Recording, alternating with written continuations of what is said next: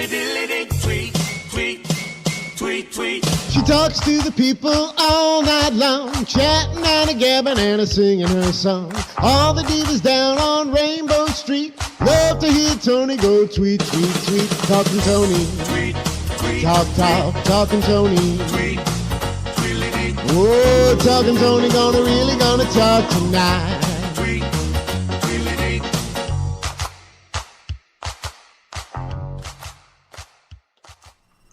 Hello, welcome to Talking Toni. I'm Toni Holperm, the singing diva of Long Island. This is my show on Strong Island Television, where I get to talk to some of the many, many fabulous people all around the world, thanks to Zoom, because we can't do this in the studio. Joining me today, a very, very special guest.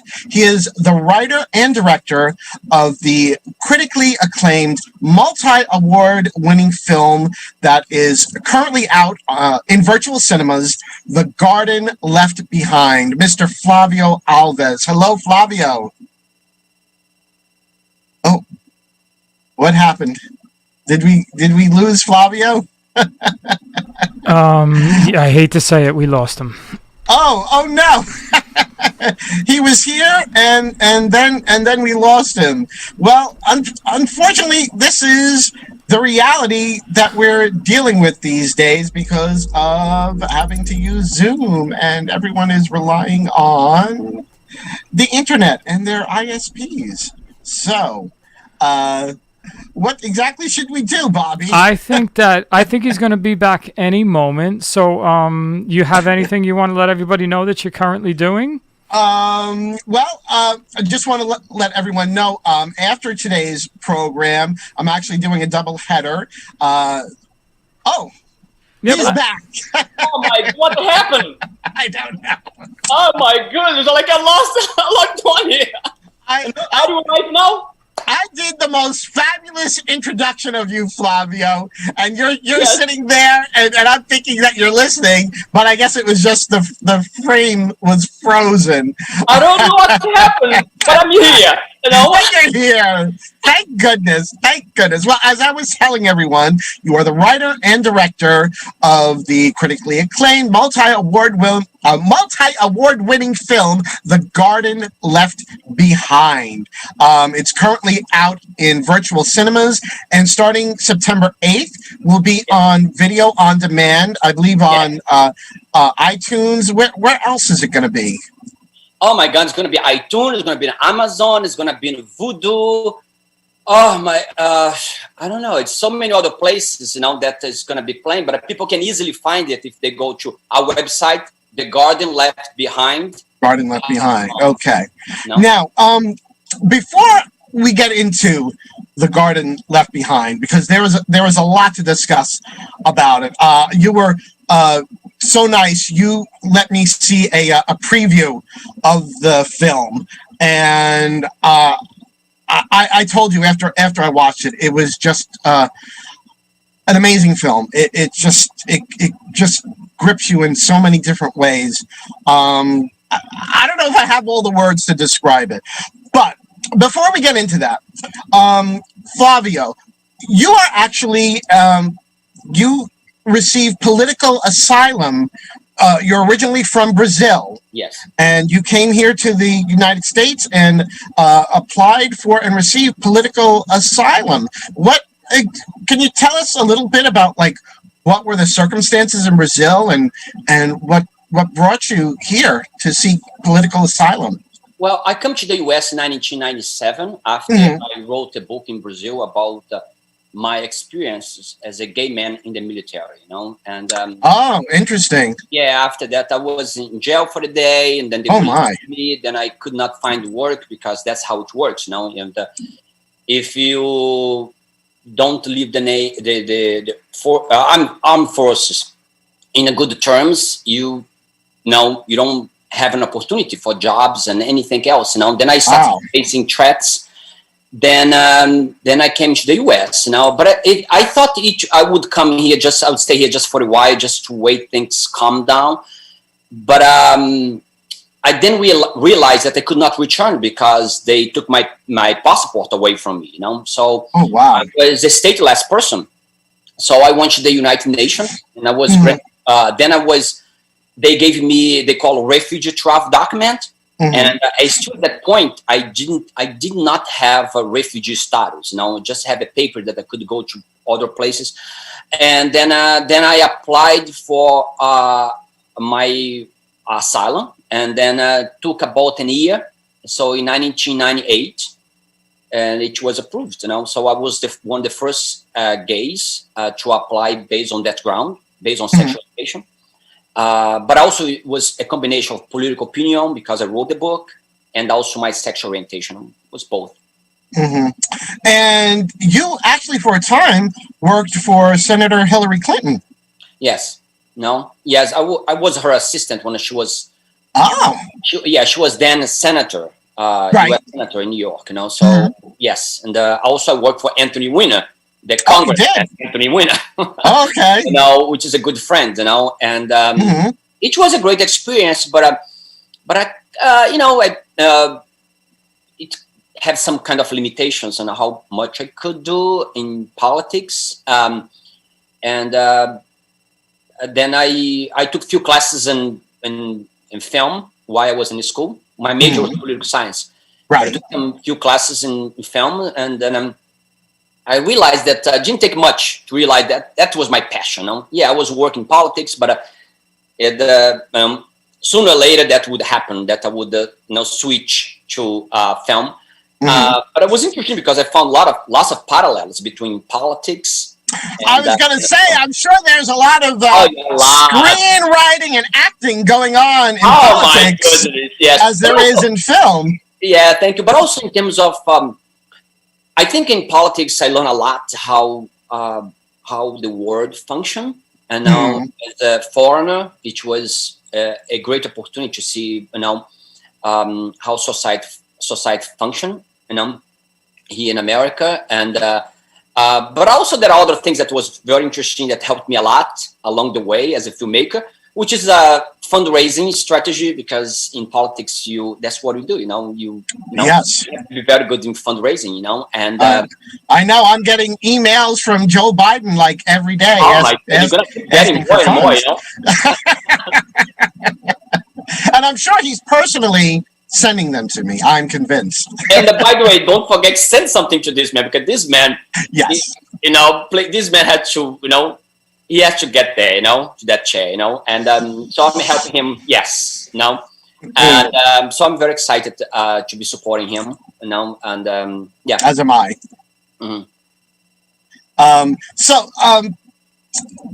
Political science, and then you switch to wanting to learn about filmmaking. That's even though, like as you say, there's a lot of parallels. There's still got to be, that's still sort of quite a jump, because politics is, we're dealing with the real world, and in filmmaking it's the you're creating worlds.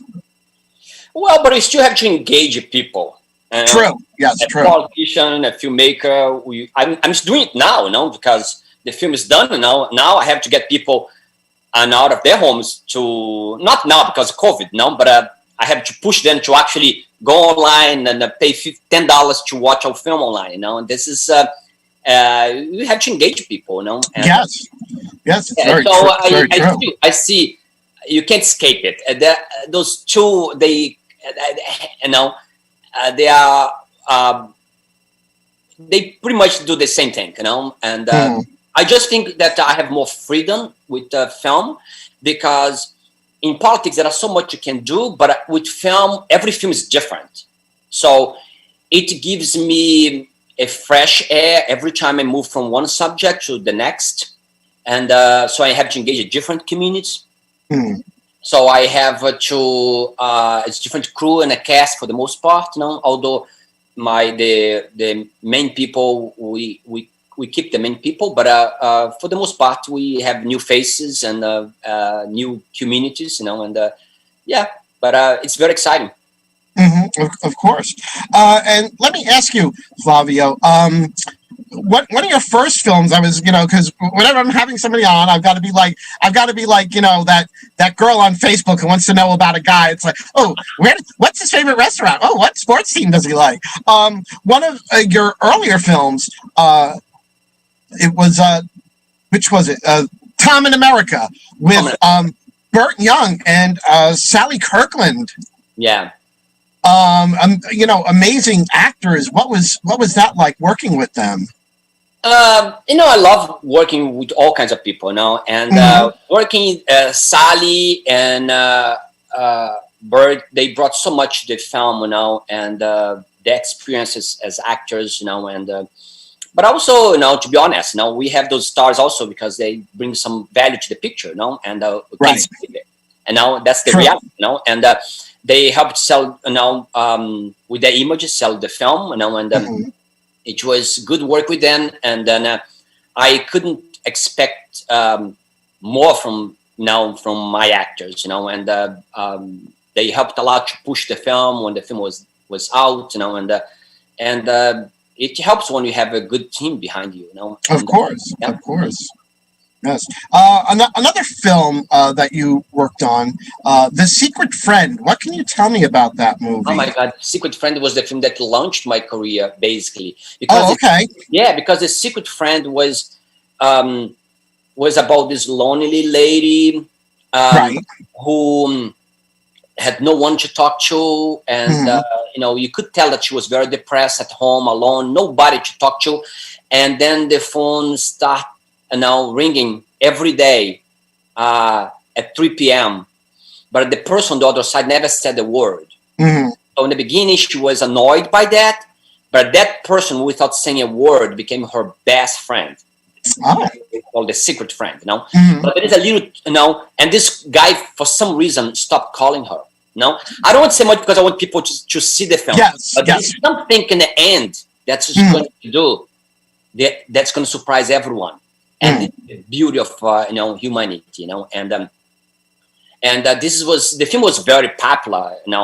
As you said, the film was everywhere. We played into over 100 festivals, I think. Was the PBS?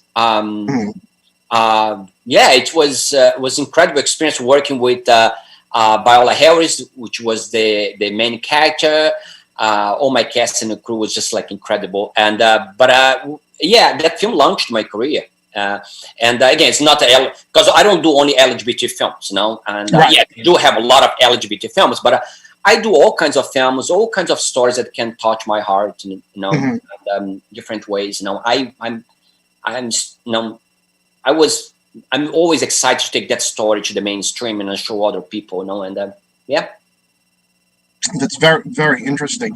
Now, did you only direct, or did you write either of Secret Friend and Tom in America? Actually, it was based on a short story. The Secret Friend was based on a short story by a very famous Brazilian writer. Oh, okay. I contacted him, and then he allowed me to do a film based on his story. It was based on his short story, So I wrote it, But for the most part, I work with another screenwriter. For example, The God Left Behind, my new film, I work with John Rotondo, who is my co-writer, and we work together on this film. And for Tom in America, I had Jeffrey Solomon. So I'm always teaming up with other writers. To first of all, it's good to have different take. But also help a lot with dialogue, since I'm a foreigner, and it's always good to have someone else with helping to enhance the lines and the story, Of course, of course.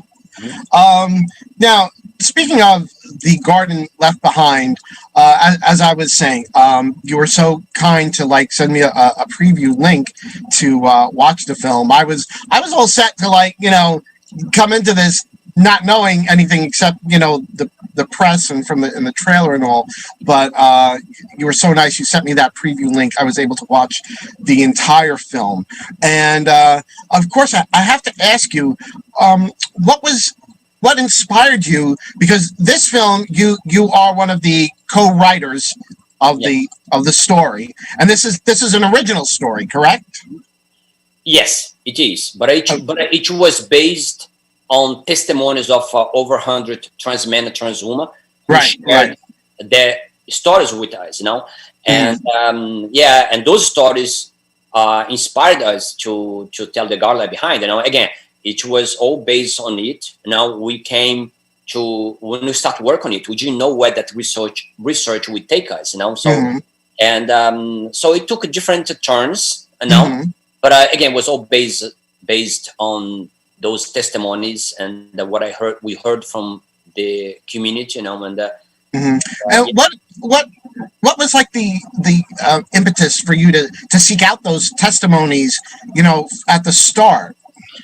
Well, every time I make a film, I'm thinking, like, ask the same question to myself, what kind of social impact am I expecting my film to have, and as a gay man myself, I'm Latino, so I do understand what it means to be an outsider. So, and today I'm glad that I'm in a position to have that kind of impact on, not only by telling stories that reflect my personal experience as a gay man, as a Latino, but also telling stories of people who, don't often see themselves on the big screen, and that's what I intended to do, with this film, and just like any other films, that I make, and the social impact is always in my mind, and I was trying to find something that would help to make the lives of other people better. Well, I definitely feel that you succeeded in doing that with this film, and there are always those big budget motion pictures, things like the Avengers and those type of movies. But for me personally, there's something about these small, I don't know if this is the right way to say it, but the small quiet movies, but they have a message that speaks so loudly that they remain with you, and to me that's what the Garden Left Behind is. It's one of those movies that I'll never forget it. It's one of those movies that I will always remember. It's like those big blockbuster type of movies. They're great for like a Friday night and you have your popcorn and whatever. I love that because I see that all the time, I love to see those, car crashes, Of course. But I also need some good stories too, yeah. Yes.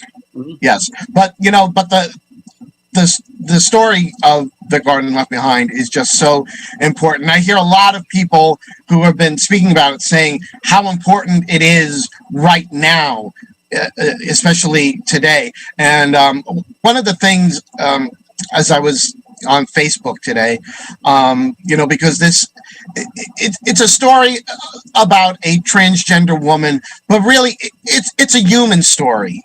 The fact that she's transgender it's just part of who she is, the main character Tina. When as we see her, she's working as an Uber driver, she's taking care of her grandmother, she's just an ordinary person just trying to. But that was, something. I'm glad that you touched that subject because we tried to make a film that people can sympathize with her. Yes. As human, she is a woman sitting in a bus next to you. That's how we try to present her in the film. There are no stereotypes or her being like a hairdresser or sex worker or anything. Nothing wrong with that, I don't think. But just we try to find something that's very unique that makes her more human. And for example, her relationship with the grandma. Yes, and that and that relationship is the backbone of this story.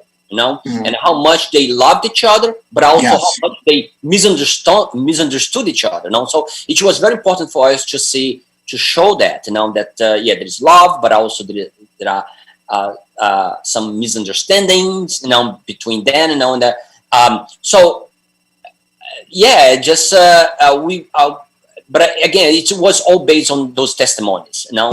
And we try to avoid stereotypes, and we try to tell a story, a story of a woman that was just trying to move forward with her life, and that's our goal. Right. Yeah, and as I was saying, like on Facebook today, I'm seeing a transgender woman was found dead in Orchard Beach in the Bronx on Monday. They don't know if she was, the victim of foul play. In the Philippines, a U.S. Marine who had killed a transgender woman is just being released, and the violence towards transgender women is just it's unfathomable. It really is. Especially for trans women of color. No. Yes, especially for trans women of color. Yes, we are on the track, and this year it's so insane. It's crazy because we are on the track to become the most violent year for against trans women, especially trans women of color. So something has to be done. And that's why this film is so important. So timely, And I know that sometimes people think like, well, and I get those questions a lot. People always asking me, why did you make a film the way we made? We talk a lot about violence, as you know. I don't want to give away. No, we're not going to spoil anything. Yeah, we're not going to spoil anything. But a lot of people come to me and ask the same question: why did you decide to do it? And why not make more uplifting, stories? And the questions, the answer is always the same. And I'm an activist, and I believe that sometimes shining a light on a specific issue is the first step toward affecting change. I knew from the very beginning that this story that we told would trigger emotional response, and it did. Oh, absolutely. But that's what we did that for a reason, because we want people to be upset, because that's how John and I felt by doing this research, work closely with the trans community. And we learned so much about their specific needs and the struggles and how they have to deal with, on the top of that, with violence, with so many things that now affects them, lack of employment, access to education, and jobs, and opportunities in general. And on top of that, we have the violence. Yes. So that's why we made this film. So I don't regret that. And now we see all those things happening now, which is very sad now. And when we see those staggering numbers of people dying now and being killed, and people are killing dreams. And now we get and I know it's very sad. And a few weeks ago, I had a guest on. Her name is Jessie Gender, and she's a YouTube personality. She's a trans activist, but also does a lot of videos about Star Trek and sci-fi and things. But she'll touch on, real events in her life. And she was saying in one of her videos how she was just at the mall. It was just, trying to shop at the mall, and this person just started pointing at her and yelling, "That's a man! That's a man!" And to hear this in this video, my heart broke for her. It was like, what was she doing? She wasn't doing anything to this person. She was just trying to live an ordinary, normal life, and this, this horrible transphobic person, is yelling, "That's a man," and embarrassing her. I mean, I give her credit. She took it back, and she empowered herself. But not everyone is that strong, and there are trans people that that crushes them inside. Yeah, and but also the trans experience is different for everyone, Of course, yes. That's why actually this is something that you are saying is interesting, because that's why actually why we are doing the interview with the trans community. We realize that not everyone is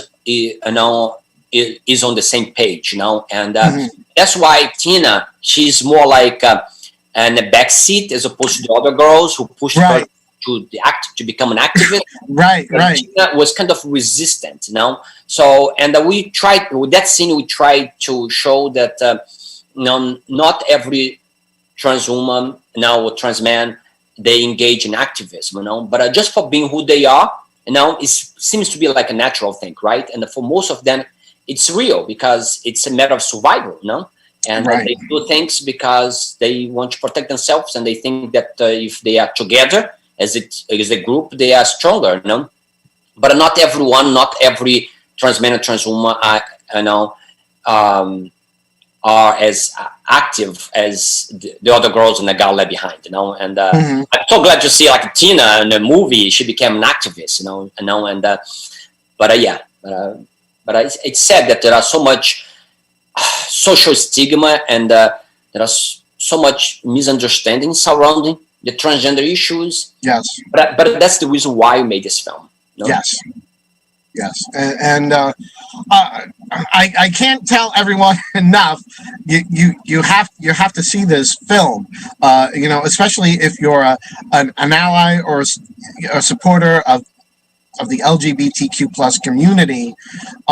It's an important film, and I think this film, Flavio, I think this is going to be as far as LGBTQ plus cinema goes, I really think this is going to, be considered one of the like classics and hallmarks, in that. Oh, thank you so much. And by the way, the Rotten Tomatoes just named the film "The Girl Left Behind" is one of the 200 top LGBT films of all time. And we are number 39. We are number 39. Wow. Yes, we are ahead of so many other major films, and we had nothing to do with the decision, but we are so glad to be, of course, included on that list. We are number 39 out of 200. It's so incredible. That's amazing. I mean, especially because the film really is so new. I mean, that's incredible, and I mean, because there's certainly a lot of films in that category. I mean, going all the way back to like the Boys in the Band and yes. things like that, which actually is. I just saw there's a remake of that's going to be on Netflix. Yes. At the end of this month. But it really speaks volumes that The Garden Left Behind has placed so high, and it's really a very new film, which again, you got to see this film. You must see this film. I am commanding all of you watching. You must see this film. Yes, and everyone should watch this film. Again, you don't have to be a trans or LGBT and a member of the LGBT community. Anyone can watch this film because anyone will find something relatable. And but I also advise people to have a box of Kleenex next to them. Yes, because this film, absolutely. Yeah. Yes. Yes, it's a powerful film.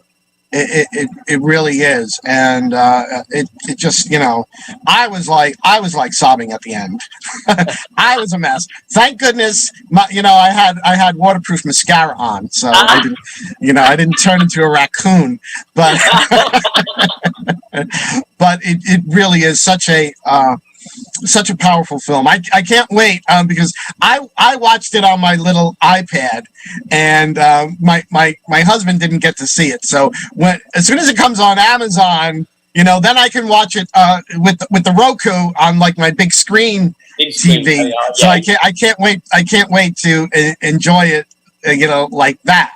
So because I told him I said as soon as it comes on Amazon, you got to sit down with me and you have to watch it. And he said, oh yeah, he's like, I can't wait to see it. So we cannot wait. So what we're gonna do though right now, Flavio, is we're gonna take just a very, very quick break for the sponsors. We'll be right back after these words with more of Flavio Alves, the writer and director of The Garden Left Behind. We will be right back after these messages.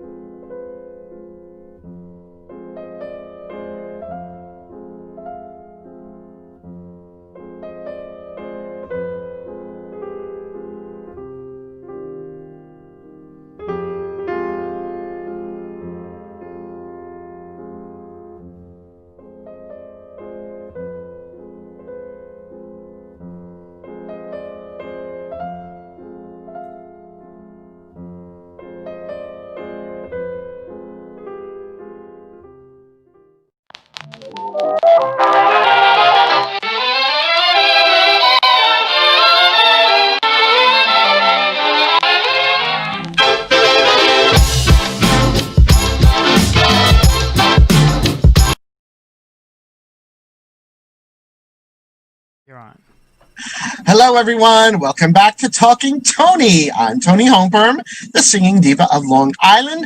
Joining me today, the writer and director of the hit film that is out in virtual cinemas right now, Flavio Alves, writer and director of The Garden Left Behind. Welcome back, Flavio. Yeah, it's nice to be here again. Thank you. We were talking before we went to break about some of the award that you said that or the ranking of The Garden Left Behind. What was that for? What do you mean? You said it was number 39 in the Rotten Tomatoes. Number 39 on Rotten Tomatoes. On Rotten Tomatoes. Yes. Oh, for an LGBTQ film category? Of all time. Yeah. Of all time. Wow. That's amazing. But there have been a lot of other awards that the film has won. I've got them written down here. Let's see. SXSW, the Audience Award winner. Yeah, Nashville Film Festival, Grand Jury Prize, New Directors Feature, Hamburg International LGBTQ Film Festival, Bentonville Film Festival, Best of the Fest Award, Boston LGBT Film Festival, Best Narrative, Woodstock Film Festival, Best Editing, Seattle Transgender Film Festival, Best Narrative Feature, North Carolina Gay and Lesbian Film Festival, Best Drama Feature, Florence Queer Festival, Best Narrative, and Fargo Film Festival, the Ruth Landfield Award. I'm not sure what award that is, but a lot of awards. Flavio, how does it feel, to see the film, getting this critical acclaim? I love the validation. This is actually helps us a lot, to move forward. Because I have been working with him for 6 years. So we don't know how it's going to turn out. We don't know how the press going to receive it. We don't know how the festival's going to take it. The audience. We don't know. We don't have control.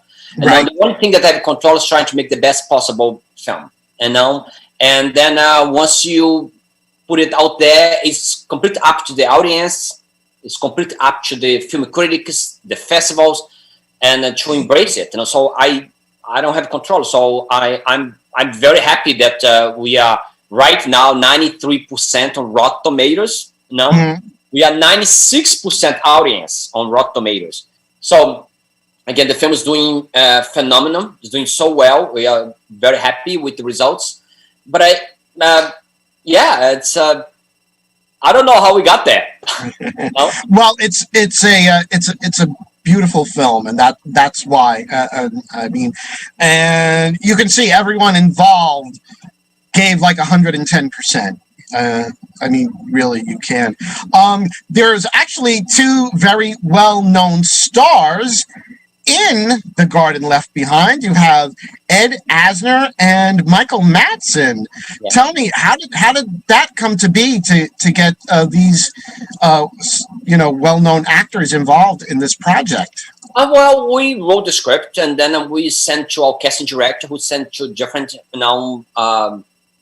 actors. We at one point we had interest from other actors who wanted to work with us, but or problems with schedule, or just because we shot in New York, they happened to be in LA or out of country, and we could not have them. But we had so many other actors who loved to be part of it, like Matt Broderick, for example. So many others, who showed interest. It's just that didn't work with that schedule, but and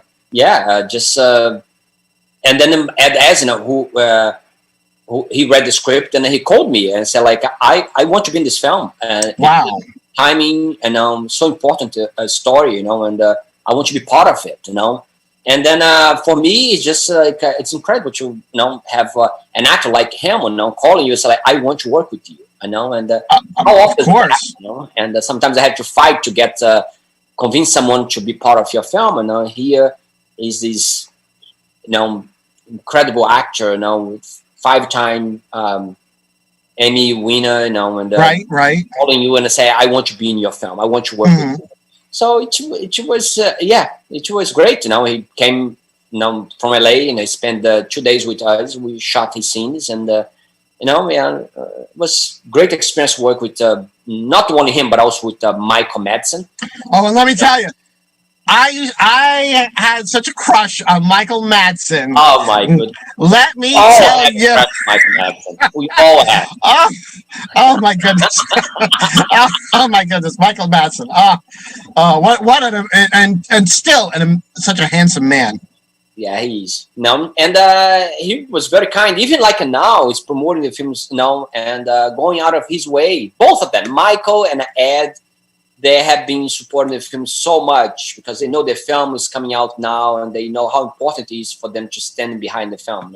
Mm-hmm. So we are very grateful that we have those two amazing actors. And also have Danny Flaherty, who's he appeals much to the young crowd. Mm-hmm. Who's also an amazing actor. We have Miriam Cruz, the grandmom. Yeah, so she was amazing. She was so amazing. So good. And then we have all girls. Yes. All girls, and Carly is the lead. Yes. And an important fact, Flavio, is that the trans characters were all portrayed by trans actors. Yes. Now this is something that we fought a lot to mm-hmm. And that was like a before pose, because we shot this film 2016, 4 years ago. Wow. Yeah, it was before pose, and so at that point was something like very unique. Now we see so many other films doing the same, and we want to see that because we want the trans community, to have an opportunity. If you can't see it, you can't be it. So right. So actually, just recently, Halle Berry was supposed to be doing a movie where she was going to play a trans man. And she, there was, a lot of furor in the especially amongst the trans community when they saw that, Halle Berry was going to play a trans man, and Halle Berry, dropped out of the project, and she like apologized, for like even, sort of considering taking on, doing something like that. Yeah, we have to have more opportunities to the trans community now, and. Mm-hmm. And there are so many amazing talents out there, and for our film, we brought a lot of people who never had for example, our lead, Carly, that was her first time in front of a camera, so she never acted before, so we discovered a lot of new talents, and we can't wait to see them playing the major films and TV shows. And we have actually Tamara Williams and Kristen Parker. Both of them actually played parts in Pose. And so it's good that we are open doors to create opportunities to the trans community now. And I will hope that I will see more of them actually playing other films or other TV shows and across the country.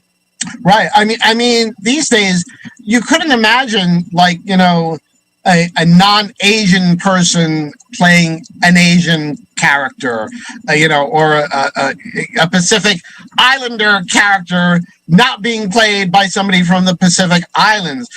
So therefore, when you have a transgender character, why would you not have them played by a transgender actor? It doesn't make any sense. And also have to create opportunities for them to play cis role as well, because some of them are actually thirsty because they don't want to be placed in a box, Sure, absolutely. They want to be able to actually play other roles outside that too as well, So, and although I understand sometimes that there are parts that other productions they decide when they go to cast cis actors for trans roles, but my fight with my argument that I have is that for them it's just like if you want to cast a cis person to play a trans role, you have to make sure that production also have trans actors playing cis roles as well, because then we create a balance,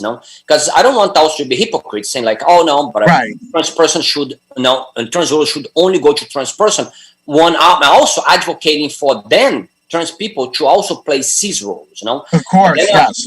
a cis person could say like, well, but they are playing my role, So I think it's all about opportunities, What's happening right now and what's happened in the past is because they have denied,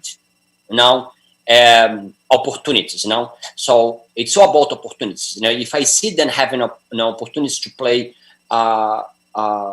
other roles rather than trans roles, and I'll be very happy with it. I think studios have the power to do it. They and they depend that for their own survival. The world is changing. Absolutely, yeah. And, we need new stories. We need we have to bring new talents to the table, and I also have to expand our views, our thinking in terms of what certain characters could be, So, and the studios have a role on that. They can do it, If I, as an independent filmmaker, did it, other studios can do that as well, Right. That's so true, very true. And let me ask you, the lead role of Tina, so beautifully portrayed by Carly Guevara. As you were saying, Carly had never done anything in front of the camera before. How what was it like trying to find the right person to bring Carly to life? Was a challenge, because you don't use the traditional way of casting, calling a casting director, then all of a sudden you have all kinds of people line up for auditions, and it doesn't work like that. So, and there are very few trans actors, again, because they have not been given opportunities, so we have very few trans actors in the market. And we put a casting call in many trans organizations, and then and asked them to come and for auditions, and I have to thank my producer, and now she's a trans woman, and Kristen Parker Lovell, and Kristen went out of her way to bring all those people for auditions, and that's how I found Tina, and but also the other girls as well. They came for auditions, and I interviewed them because also it helped a lot to their stories to shape the story of Tina, but also they played those roles, so it was incredible, Yes. I also want to ask you, I'm trying not to, spoil things for people who haven't seen the movie, but the character of Chris, played by Anthony Abdo. It's like, I tell you, he did an amazing job, because watching him in the film, I was very unsure of where he stood, what was going on, like in his mind, and it was like, like the pivotal scene that we won't talk about. I didn't know which way he was going to go. It could have gone one way or the other, like what I was seeing from him, and it was like, until you actually see what happens, it's like I was mystified. I did not know what he was going to do. I really didn't do it. But I want to ask, was there anything to his character? I mean, this is what I got, was that perhaps Chris may have been secretly felt that he was, trans, or, there was some, self-internalized things going on. I at least that's what I inferred. I mean, was that meant to be, or? Well, like that's how I see, especially my films. For me, I see filmmaking just like when you see the like a film, and for me, just like I see this little window, where I give it to you 30% of the information that you need to go out and create your own story in your mind, right? So instead of giving everything to you, I give my audience an assignment, so that it's a good way to engage them. Because if everything is said about every character having a film, so So there is nothing else to engage True. you know. So I want to I'll give it to you like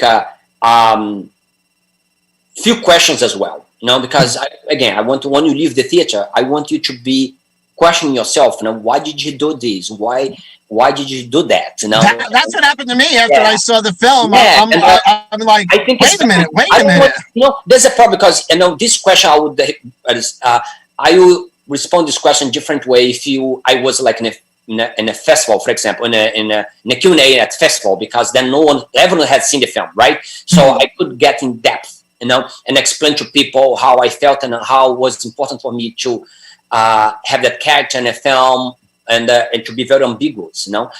So I'm kind of a little, because I want your audience to watch the film without knowing anything about that character. Right. But one thing I have to tell you is that just to respond to your question is, there are a lot of things that I try to do with that character. Again, I didn't answer questions. For example, was he in love with her? Was he dealing with his own gender identity? Was he looking for validation, or was it the peer pressure? And all those things are questions that you know. All those things are valid points. Depends on how you see it. But you can actually go back to it, because this is the type of film that if you send 10 times, you're going to find other things to actually help you to respond, you know, the question that you are having, you know, because we try to have things in different ways, and we drop things, little things, you know, the bathroom scene with him without saying much, you know, that's helps you know, that scene. But also what he does with his hair, right? And without saying much, I don't want to say much. And also things that he does when he throw his cell phone against the wall because he could not get hold of Tina. All those things shows a little bit of microaggression, sort of, but also shows that he was struggling with something. Yes, exactly. Yes. Could be his own gender identity, you know, issues, you know. So anyway, so I try to be, I want my audience to have that as an assignment, you know. I want to spark a debate with that character. But one thing that I always ask people is not to vilify that character, because we created him as a society. So it's very sad, but there are a lot of you know, creases out there, you know, and that's why we have so much things happening, you know, and so anyway, I don't want to say much because I want your audience to go and see the film. Yes. What I said here, just to make them excited, like, oh my God, what's going on with this character? I know. Well, I hope that, you know, everyone watching, listening to us talk about these things is intrigued to want to know, you know, what happens in this film, and, you know, and you know, like I said, we're not gonna spoil it, but you have to see it, and like, as you said, when I was finished watching the film, it was like I had still these questions. I'm like, but wait, what? You know, I was just like thinking things were going to go one way, and then it was like, bam, went completely the other direction, and I was just like, I was like, my jaw like really hit the floor. And normally I'm not very surprised with most films these days. It's like my husband and I, we watch a lot of mystery stuff, and it's like, and I'll stop something. I'll say, okay, you know what? This character is like that person's, like they were the one that they left behind in the other country, and they did this and that, and he's like, no, you're crazy. And I'm, okay, you watch me, and then we keep watching, and sure enough, that's exactly what it was. And so, but with The Garden Left Behind, I was very surprised. It you know, caught me completely off guard. Yeah, because she just had another problem before with her former boyfriend, and then and everyone thinks like, oh, this film is going to that direction. All of a sudden, take like another direction, and but you know, but this is all about misguiding the audience, because we don't want them to be ahead now of the curve. We want them to be with us, but also to be shocked. Also, yes, because I want people to be disturbed by. Because that's what I felt when John and I, you know, felt by doing this research, you know, and so yeah, well, it's a call for action type of film. No, Yes. because you watch this film, then it makes you think. Then you think like, wow, this is a very fragile community, and that's what I try to do with this film. But also get angry people too, especially at the festivals. We got oh really? Oh my God, we have people like every festival is different. But we had some experiences going to, for example, Florida Film Festival. I think we got the most. We got a lot of people very angry at us, and yelling at us. Why did you do this? Yeah, it's. As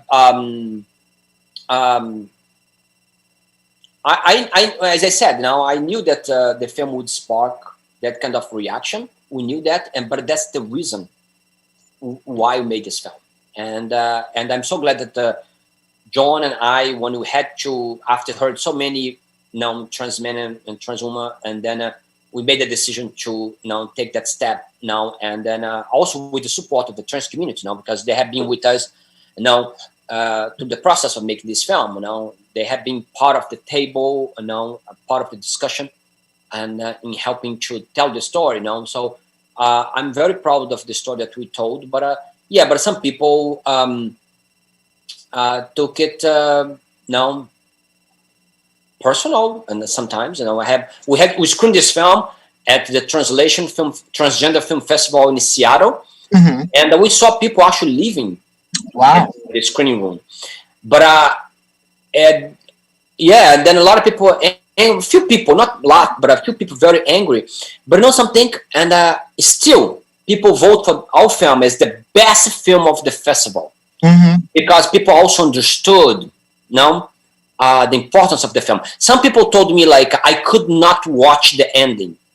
I can understand. But I know why you did it. I do know why you did it. So and even the people that were very angry at us, they some of them came to me and I said like, thanks so much for making this film. This is my story. That's what I go through every day. So it's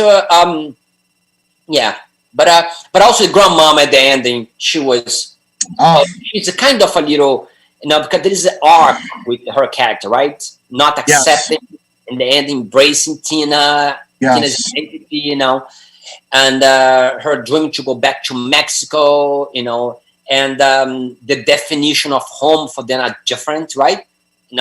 Because Tina wants to stay in America because she came when she was 5 years of age, and the grandma wants to go back to Mexico, because I'm assuming that Mexico is the garden that was left But behind. that's another thing. That's another that the window that I told you, the 30% I gave.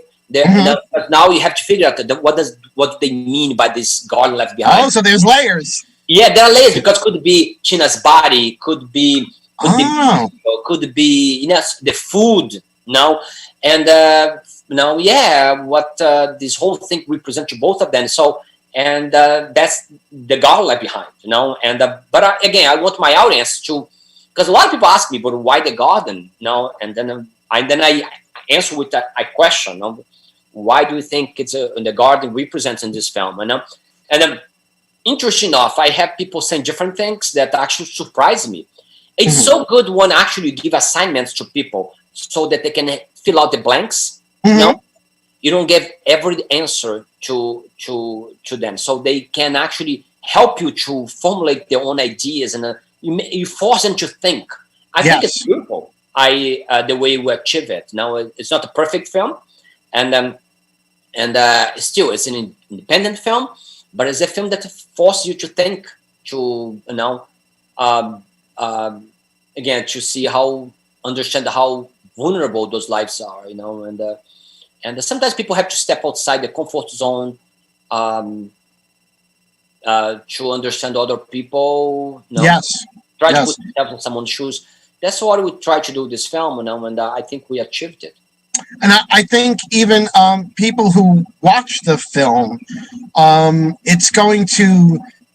I think this is the kind of film that changes the person who watches it. It's not just it's not just a movie that you watch, because you give us these questions.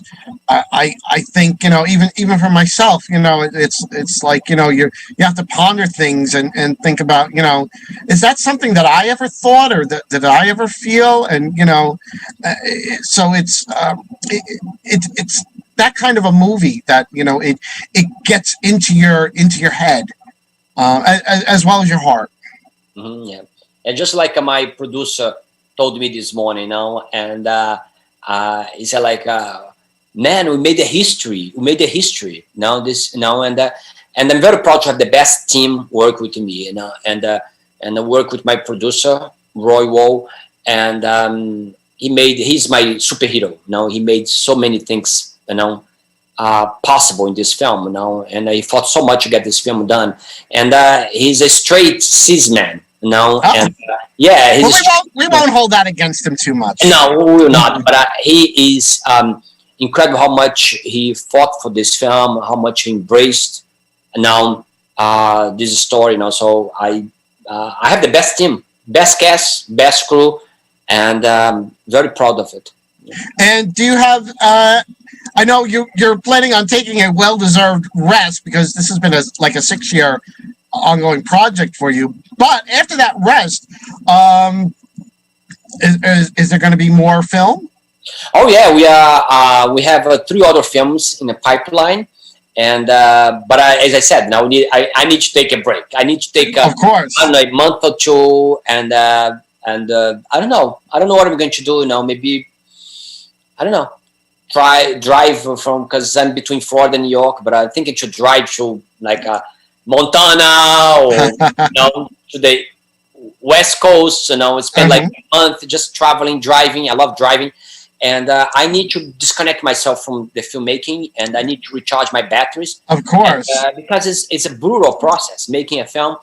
I don't know how many times I cried making this film, and for many reasons, and. It's very tough business. It's very tough to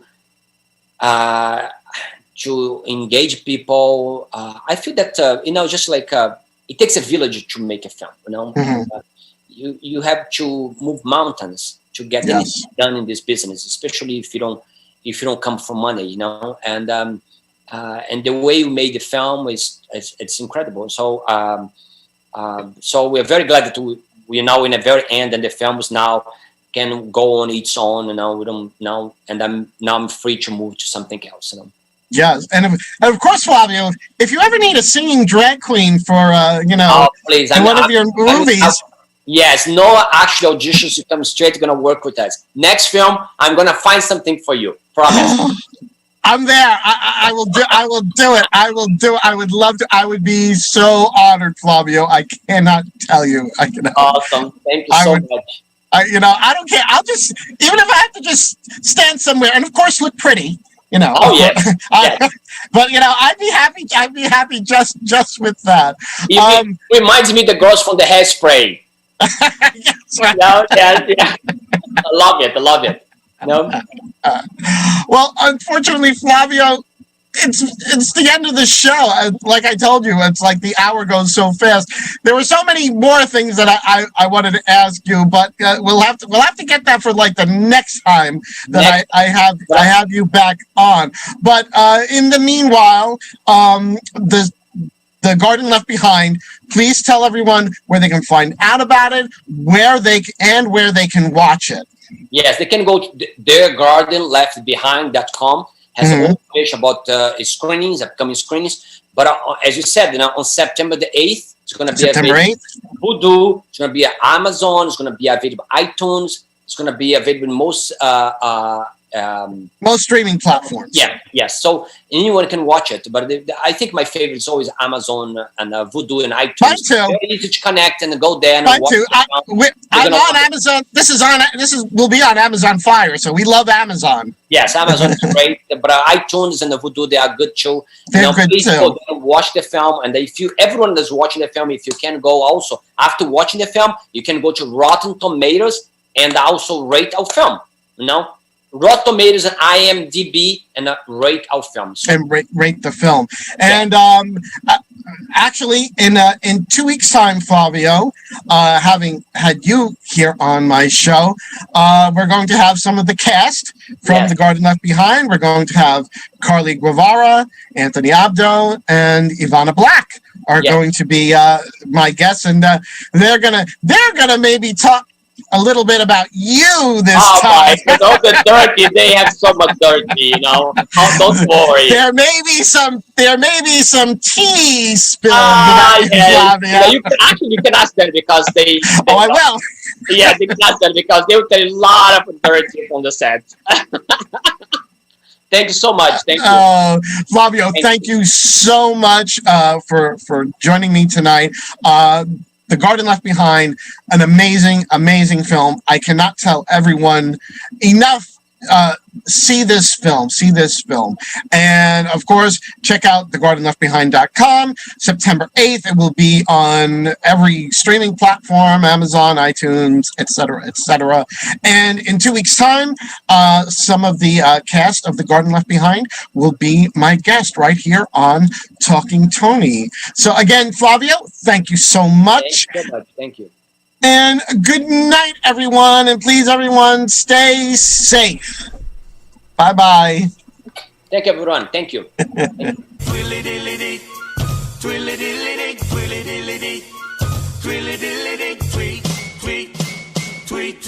She talks to the people all night long, chatting and a gabbing and a singing her song. All the divas down on Rainbow Street love to hear Toni go tweet, tweet, tweet. Talking Toni.